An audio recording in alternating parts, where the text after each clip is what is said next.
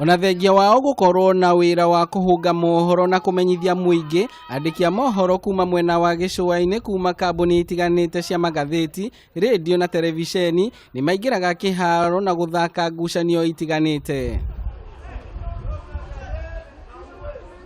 Weekend ino timu ya mufira wa maguru ya Coast Media FC ni rang'ethanĩire na timu ya mufira wa maguru ya Cross Kubwa kiharo-ini kia uwanja wa Mbuzi, kuria timu ya maguru ya Coast Media FC irakirire hinya timu ya Cross Kubwa na kumagutha bao 3-2.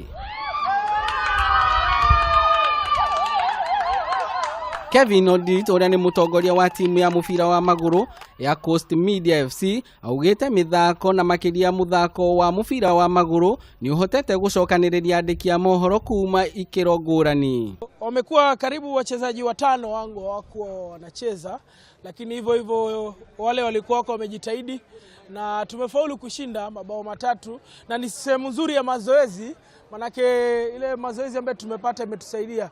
Kurigana na andiki a mohoro maugite kuhetukira mithako, andiki a mohoro mwena wa gicua-ini ni mahotete gucokanirira, kumenyana na guteithania. The reason ya muthako ni kindu kia mbere guka hamwe twana tandiki a mohoro, tondu mawira maitu mako mena hinya muno nundu wa kwandika mohoro, guthie na gwetha ndeto icio, na tukora ni wega tukorwo tuna timu itu ya gwika practice. Riu thutha wa kuhotana ngucanio ici, timu ya mufira wa maguru ya Coast Media FC ni yugite no iguthie na mbere na kuthomithia muingi o hamwe na kunyitirira iheo cia mithako kuma mwena uyu wa gicua-ini. Handu-ini ha Kameme TV iharo-ini, ritwa riakwa ni Ndegwa wa Gathungu.